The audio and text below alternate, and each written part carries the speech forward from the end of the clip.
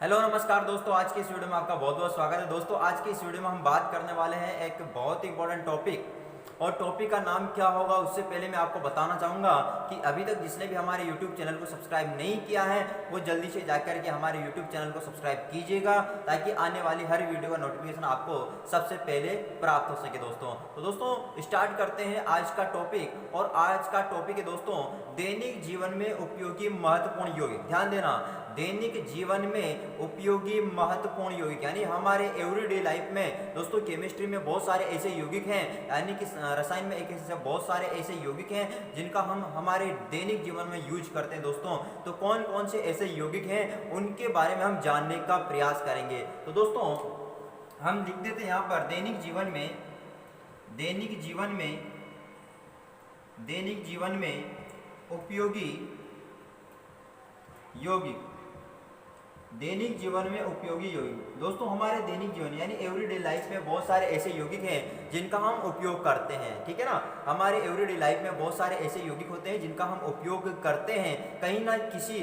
किसी रूप में हम उनका उपयोग करते हैं। तो कौन कौन से यौगिक होंगे उनके बारे में हम अध्ययन करेंगे, उससे हम उनके बारे में एक एक करके अध्ययन करेंगे, ठीक है। तो सबसे पहले दोस्तों हम अध्ययन करेंगे, पहले हम अध्ययन करेंगे दोस्तों सोडियम क्लोराइड। सोडियम क्लोराइड का नाम सभी ने सुना होगा, NaCl, ठीक है। NaCl बहुत ही महत्वपूर्ण यौगिक है सोडियम क्लोराइड, और इसे साधारण नमक भी कहा जाता है, ठीक है। दूसरा, इसको सोडियम क्लोराइड कहते हैं। दूसरा है दोस्तों sodium hydroxide, NaOH, sodium hydroxide. दूसरा कौन सा है दोस्तों? सोडियम हाइड्रोक्साइड, जो कि ये भी महत्वपूर्ण यौगिक है। तीसरा है CaOCl2। ध्यान देना, CaOCl2, इसका भी हम अध्ययन करेंगे दोस्तों।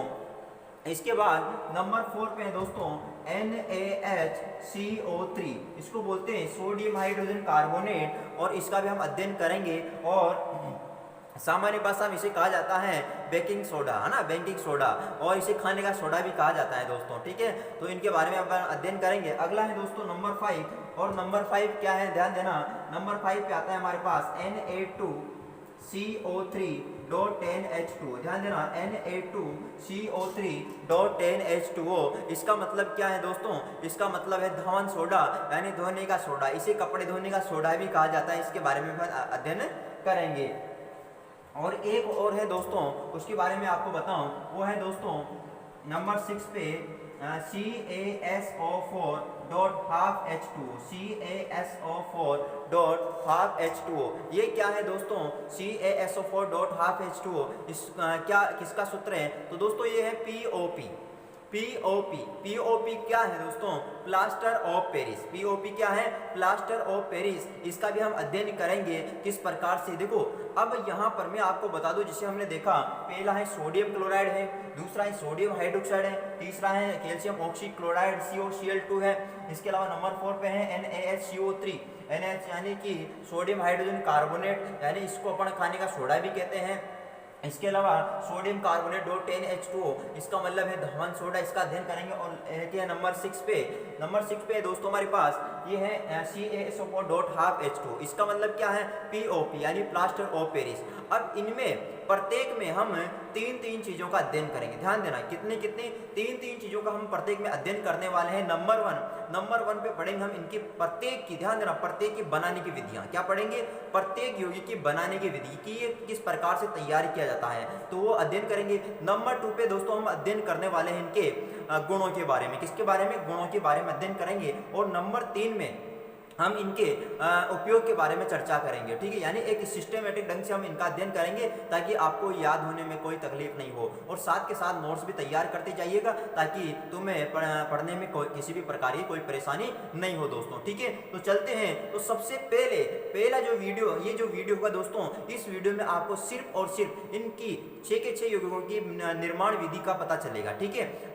गुणों का जो अगला वीडियो होगा और उपयोग का नेक्स्ट वीडियो होगा, यानी कि एक सिंगल जो आज की वीडियो है इसमें सिर्फ और सिर्फ इनकी बनाने की विधियों के बारे में अध्ययन किया जाएगा, ठीक है दोस्तों। तो सबसे पहले हम बात करते हैं यहाँ पर पहला यौगिक लेकर के चलते हैं, ठीक है। तो पहला यौगिक जल्दी से बोल दीजिएगा कौन सा होगा। तो पहला यौगिक है दोस्तों हमारे पास, पहला यौगिक है हमारे पास यहाँ पर सोडियम क्लोराइड। क्या है?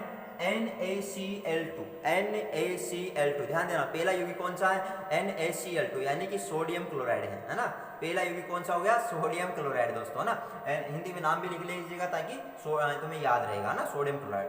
तो दोस्तों इसको कैसे बनाया जाता है, कैसे तैयार किया जाता है, मैंने आपको चलो अभी बता दूंगा मैं। तो NaCl, तो ध्यान देना इसका निर्माण जो करते हैं सोडियम क्लोराइड का, तो ये समुद्र के जल, ध्यान देना समुद्र के जल, समुद्र के जल या कहें अपन खारे पानी, है ना, समुद्र के जल या खारे पानी को सुखाकर, पानी को सुखाकर सोडियम क्लोराइड का निर्माण किया जाता है। सोडियम क्लोराइड का क्या किया जाता है, निर्माण किया जाता है। कैसे किया जाता है जल्दी से बता दीजिएगा दोस्तों। यानी कि समुद्र का जल या खारा पानी जो है उसको सुखा करके किसका निर्माण किया जाता है, सोडियम क्लोराइड का निर्माण किया जाता है। ये बात क्लियर है। यानी सोडियम क्लोराइड का निर्माण करने के लिए या तो समुद्र का जल लेंगे या खारा पानी, दोनों में से किसी को भी सुखा करके सोडियम क्लोराइड का निर्माण कर दिया जाता है। ठीक है, अब ध्यान देना जो अभी हमने जो सोडियम क्लोराइड प्राप्त किया, ठीक है, तो दोस्तों वो क्या होता है ना, उसमें बहुत सारी अशुद्धियां होती है, अलग अलग प्रकार की अशुद्धियां होती है ना। अशुद्धि का मतलब आप समझदार हो, इतना तो आप समझते हो ना। तो यानी कि बहुत सारी उसमें अशुद्धियां होती है, तो उन अशुद्धियों को अलग किया जाता है। तो अलग करने के लिए क्या करते हैं फिर, तो उन अशुद्धियों को हटाने के लिए हम क्या करते हैं, सोडियम क्लोराइड के, ध्यान देना सोडियम क्लोराइड के संतृप्त विलयन, यानी सोडियम क्लोराइड के संतृप्त विलयन से, ध्यान देना संतृप्त विलयन से भरी बड़ी बड़ी टंकियों में, भरी बड़ी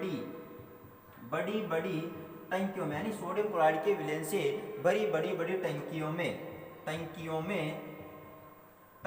में हाइड्रोजन क्लोराइड, ध्यान देना हाइड्रोजन क्लोराइड यानी HCl गैस प्रवाहित की जाती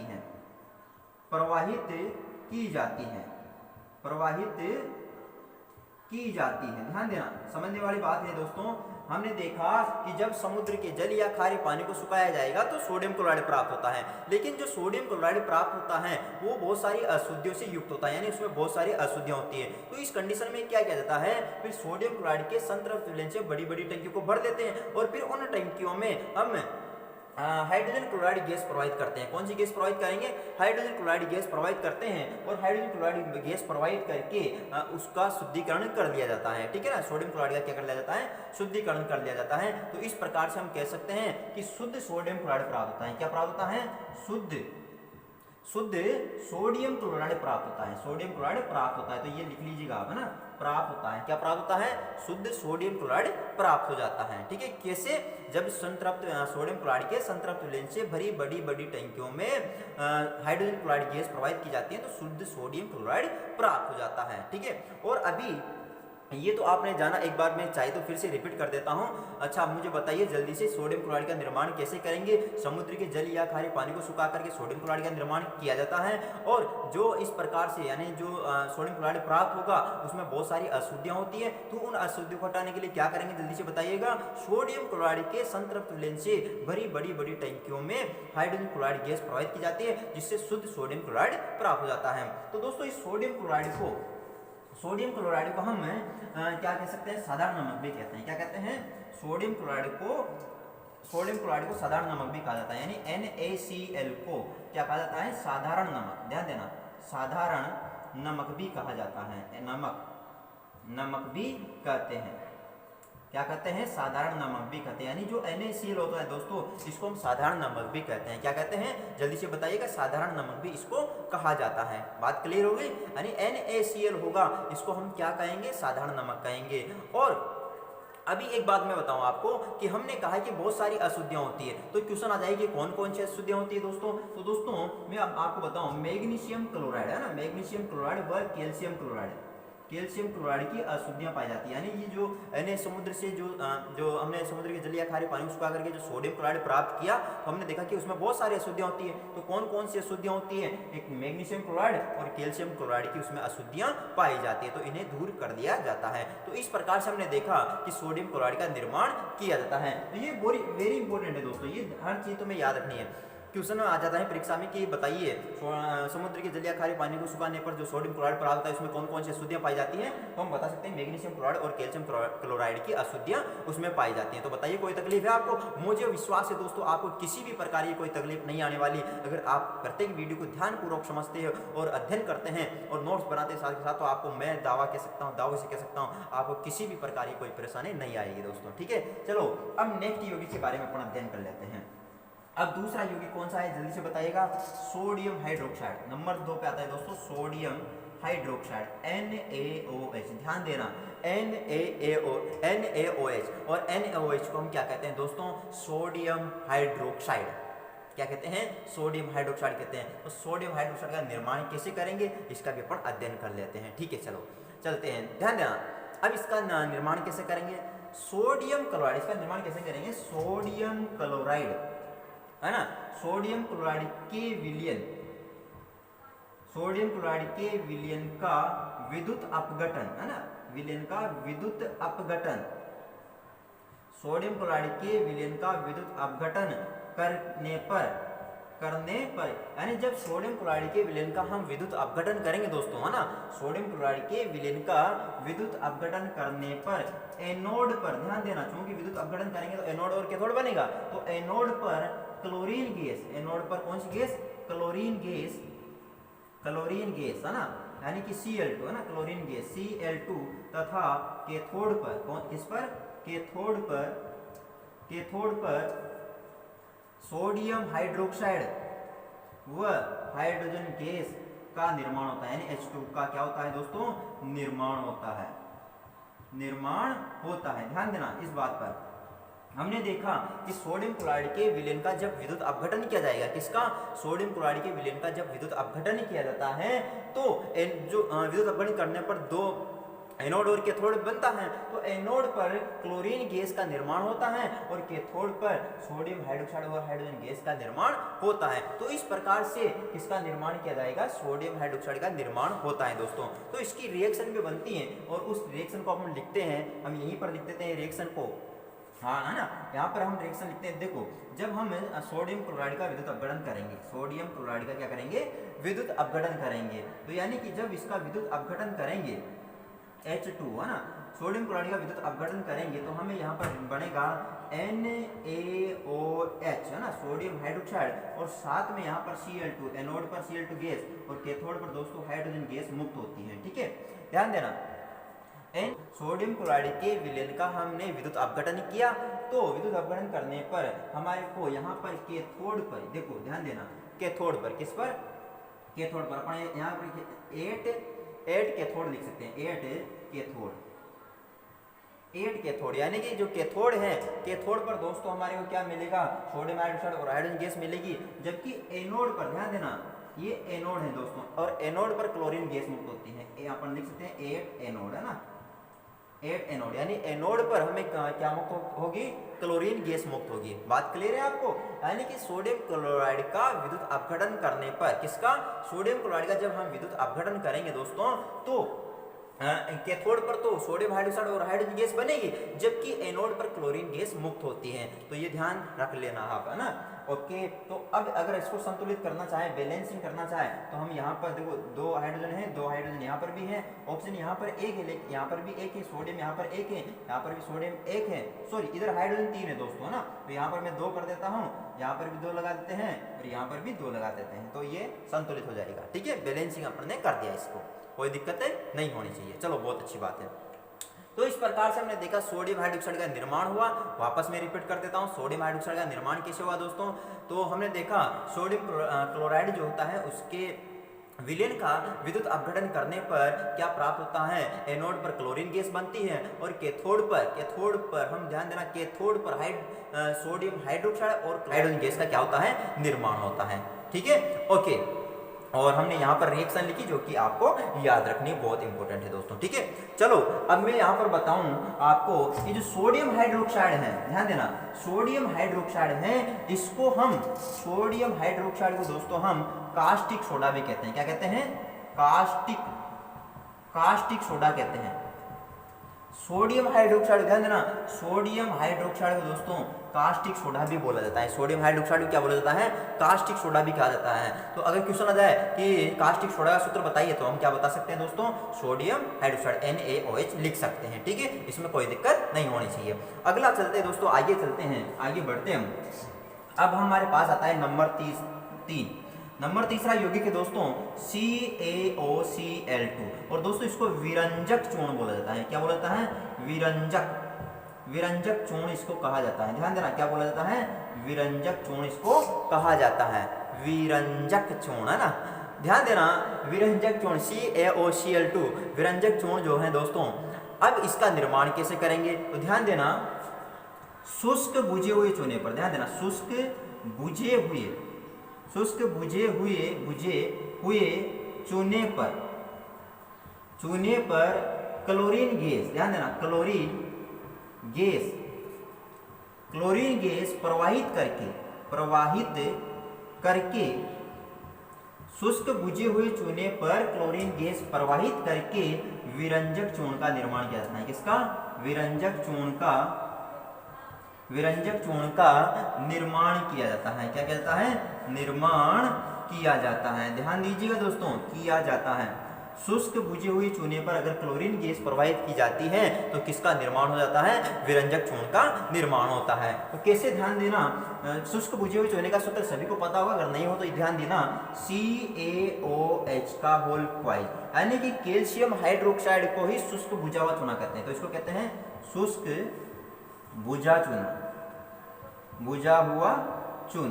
शुष्क बुझा हुआ चूना कहा जाता है। ठीक है, कैल्शियम हाइड्रोक्साइड को ही शुष्क बुझा हुआ चूना कहते हैं। अब इसमें हम क्लोरीन गैस प्रवाहित कर रहे हैं। कौन सी गैस प्रवाहित कर रहे हैं दोस्तों? क्लोरीन गैस प्रवाहित कर रहे हैं। तो यहाँ पर बनेगा CaOCl2। क्या बनेगा?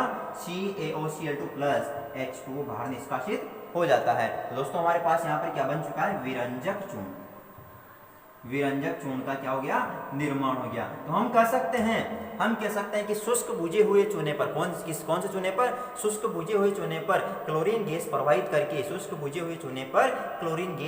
करके, किसका निर्माण किया जाता है? विरंजक चूर्ण का निर्माण किया जाता है। और इसकी हम यहाँ पर रिएक्शन भी लिख सकते हैं। ठीक है, ओके, बहुत अच्छी बात है। अब मैं आपको बताऊं यहाँ पर कि जो विरंजक चूर्ण होता है, इसका रासायनिक नाम क्या होता है? विरंजक चूर्ण का रासायनिक नाम क्या होता है? तो जानने की कोशिश करते हैं विरंजक चूर्ण का रासायनिक नाम। तो रासायनिक नाम जो होता है दोस्तों, क्वेश्चन आता है बोर्ड परीक्षा में, रासायनिक नाम पूछ लिया जाता है। तो यानी कि पूछा गया है विरंजक चूर्ण का रासायनिक नाम बताइए। दोस्तों एक नंबर में आता है, इतना सीधा होता है, और एक नंबर में पूछे जाते हैं, तो आप समझ सकते हैं कितने आसान है दोस्तों, ना। तो हम यहाँ पर कह सकते हैं विरंजक चूर्ण का रासायनिक नाम होता है कैल्शियम ऑक्सीक्लोराइड। ध्यान देना, कैल्शियम ऑक्सीक्लोराइड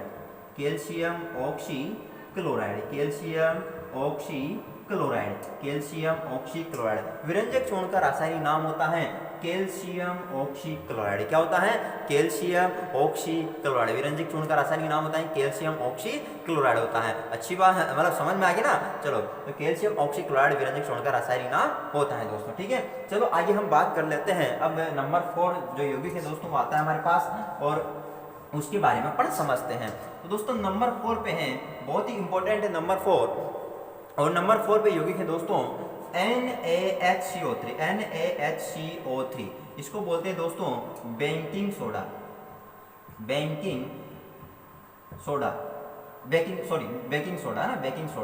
इसको बोलते हैं बेकिंग सोडा, बेकिंग नहीं है ना, बेकिंग सोडा।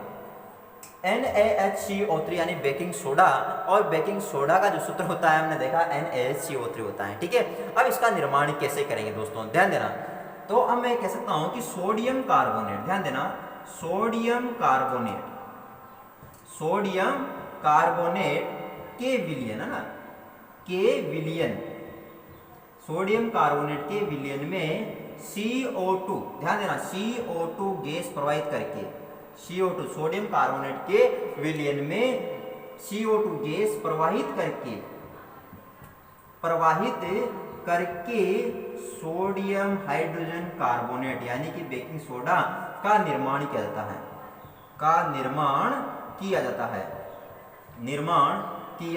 है, ध्यान दीजिएगा दोस्तों, किया जाता है। यानी सोडियम कार्बोनेट के विलयन में अगर हम CO2 गैस प्रवाहित कर देते हैं तो किसका निर्माण हो जाता है, बेकिंग सोडा यानी सोडियम हाइड्रोजन कार्बोनेट का निर्माण हो जाता है। देखिएगा रिएक्शन देखिएगा यहाँ पर, यानी कि Na2CO3 सोडियम कार्बोनेट है दोस्तों, यहाँ पर इसका जलीय विलयन है ना H2O, तो इसमें हम CO2 गैस प्रवाहित करेंगे। क्या प्रवाहित करेंगे, CO2 गैस, यानी सोडियम कार्बोनेट के जलीय विलयन में अगर CO2 गैस प्रवाहित की जाती है तो बनता है 2NaHCO3, यानी कि ये हमारे पास बेकिंग सोडा तैयार हो जाता है, बेकिंग सोडा तैयार हो जाता है।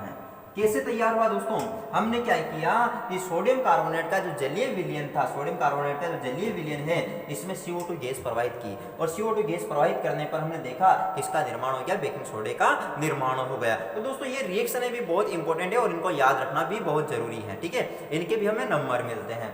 ऐसा नहीं कि हमने ये लिख दिया कि सोडियम कार्बोनेट जलीय विलयन में CO2 गैस प्रवाहित करके सोडियम कार्बोनेट बेकिंग सोडे का निर्माण होता है, तो इसमें आपको पूरे नंबर नहीं मिलेंगे, अपन को रिएक्शन भी लिखना जरूरी है, ठीक है। बहुत सारे बच्चे गलती कर देते हैं, रिएक्शन नहीं लिखते तो फिर नंबर कट जाते हैं। तो सोडियम कार्बोनेट के जलीय विलयन में CO2 गैस प्रवाहित करेंगे तो बेकिंग सोडे का क्या हो जाता है, निर्माण हो जाता है। तो अच्छा बताओ, बात समझ में आ गया आपको, चलो बहुत अच्छी बात है। अब हम आगे बात करते हैं दोस्तों, देखिएगा ध्यान देना, अब इसका रासायनिक यानी बेकिंग जो सोडा है दोस्तों, इसका जो रासायनिक नाम है, क्या रासायनिक नाम इसका है, रासायनिक नाम क्या होगा दोस्तों, इसका रासायनिक नाम होता है sodium hydrogen carbonate, sodium hydrogen carbonate है ना, ध्यान देना, सोडियम हाइड्रोजन कार्बोनेट, यानी बेकिंग सोडे जो बेकिंग सोडा है इसका रासायनिक नाम क्या होगा, सोडियम हाइड्रोजन कार्बोनेट होगा। क्या होगा, सोडियम हाइड्रोजन कार्बोनेट होता है, ठीक है। यानी बेकिंग सोडे का रासायनिक नाम सोडियम हाइड्रोजन कार्बोनेट होता है। ये सिंपल सी बात है, इसको आपको याद रखना होगा, ठीक है, ओके। अच्छा, इसे हम खाने का सोडा भी कहते हैं, क्या कहते हैं, खाने का सोडा भी इसको कहा जाता है। ये भी ध्यान रखना कि खाने का सोडा का सूत्र बताइए तो यही लिखना है, NaCO3 लिखना है, और इसको बेकिंग सोडा भी कहते हैं, सोडियम हाइड्रोजन कार्बोनेट इसका रासायनिक नाम है। तो ये सारी चीजें अपन को छोटी छोटी जो चीजें हैं ये हमें याद रखना जरूरी है। अब अगला आता है दोस्तों नंबर 5, और नंबर 5 भी बहुत इंपॉर्टेंट है, किस प्रकार से उसका निर्माण होता है उसको भी हम समझने की कोशिश करते हैं। और नंबर 5 पे है, नंबर 5 है दोस्तों Na2CO3.10H2O, इसको बोलते हैं धावन सोडा। क्या बोलते हैं दोस्तों, धावन सोडा बोलते हैं, ठीक है ना, यानी Na2CO3.10H2, ये किसका सूत्र है दोस्तों, धावन सोडे का।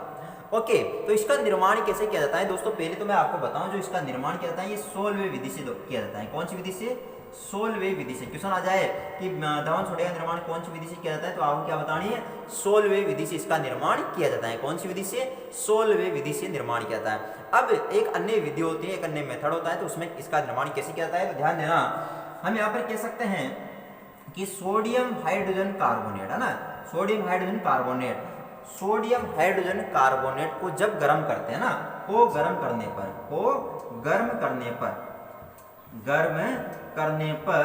सोडियम कार्बोनेट प्राप्त होता है, Na2CO3 प्राप्त होता है ना, सोडियम कार्बोनेट प्राप्त होता है।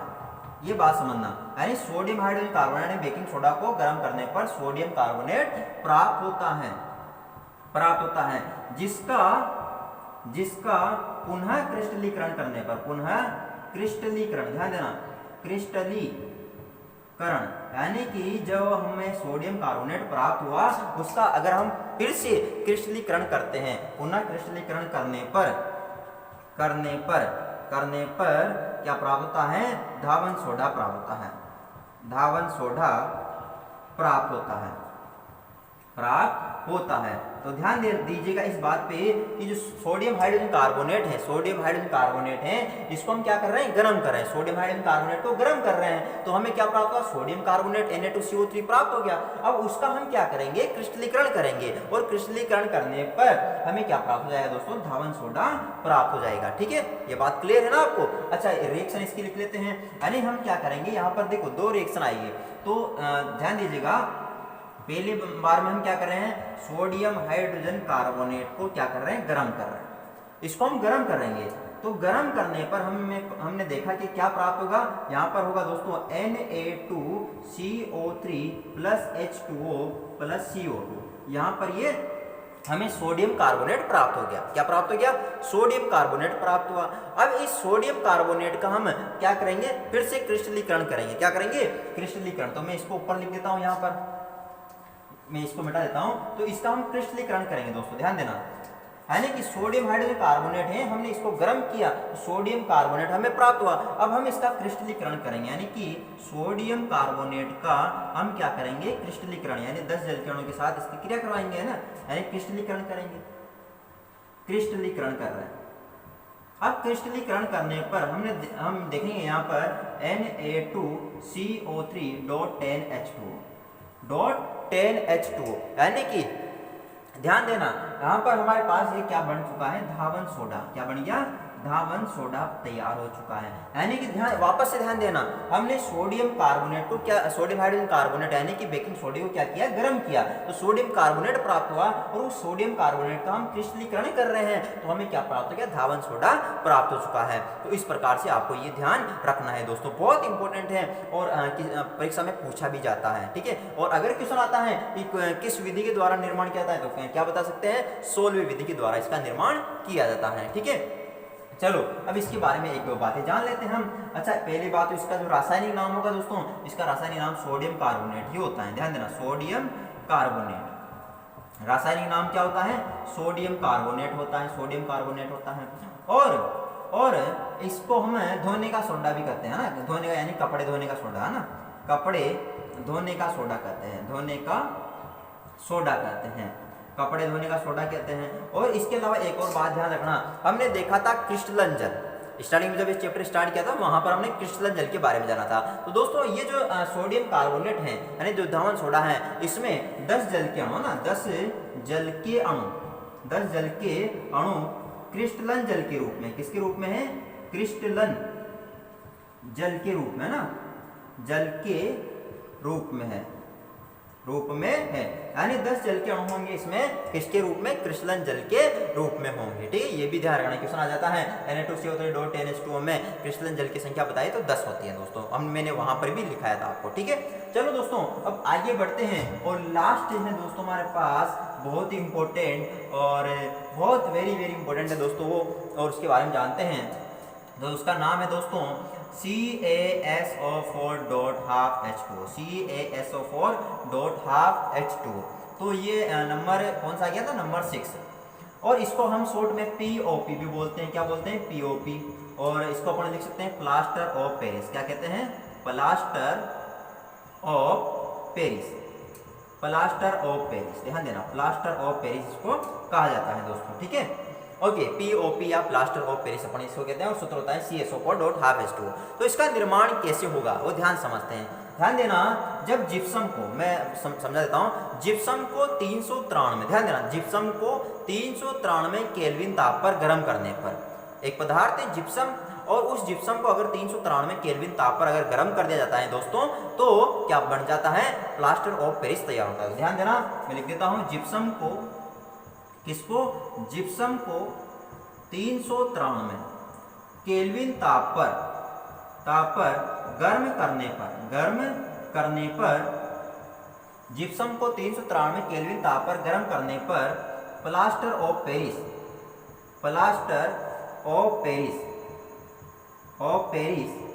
का निर्माण होता है,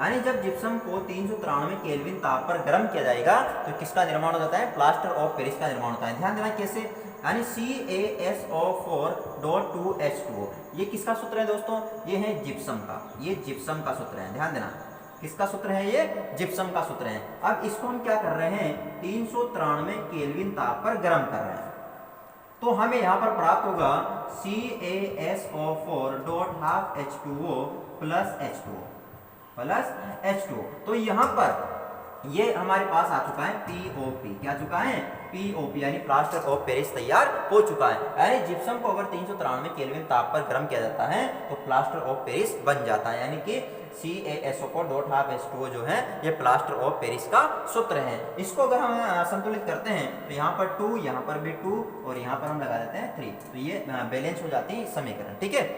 ओके, तो ध्यान दीजिएगा दोस्तों, ये अच्छा, ये आप सोच रहे होंगे बैलेंस कैसे किया जाता है, ये अगले चैप्टर में अपन पूरी डिटेल से समझेंगे, ठीक है। ओके, तो वापस मैं रिपीट कर देता हूँ, जब जिप्सम को 393 केल्विन ताप पर गर्म किया जाता है तो क्या बनता है, तो बनता है दोस्तों प्लास्टर ऑफ पेरिस। लेकिन अब मैं आपको यहाँ पर एक बात बताऊंगा दोस्तों, ध्यान दीजिएगा, जब जो पीओपी होता है ना, पीओपी, अगर इसको और अधिक ताप पर गर्म किया जाता है, यानी देखो 393 जिप्सम को 393 केल्विन ताप पर गर्म किया तो पीओपी बना, लेकिन पीओपी को और अधिक गर्म करते हैं, पीओपी को और अधिक गर्म करने पर, और अधिक गर्म करने पर, अधिक गर्म करने पर संपूर्ण, ध्यान देना, संपूर्ण क्रिस्टलन जल निकल जाता है, जल निकल जाता है तथा मृत तापित प्लास्टर बनता है, मृत तापित प्लास्टर बनता है, यानी पीओपी को और अधिक अगर ताप पर अगर अपन गर्म करेंगे दोस्तों, तो जो भी जल बच रहा है तो वो भी निकल जाता है, यानी वो भी क्रिस्टलन जल भी निकल जाता है और मृत तापित प्लास्टर बन जाता है। क्या बन जाता है, मृत तापित प्लास्टर बन जाता है। तो ये भी हमें ध्यान रखनी है, ये भी इंपॉर्टेंट लाइन है, ठीक है। और अगर मैं बात करूं, ध्यान देना, पीओपी का दोस्तों रासायनिक नाम जो होता है, पीओपी प्लास्टर ऑफ पेरिस का रासायनिक नाम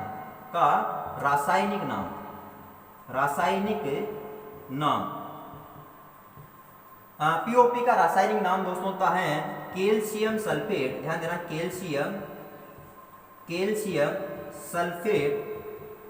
कैल्शियम सल्फेट अर्धहाइड्रेट है ना, अर्धहाइड्रेट या हेमीहाइड्रेट,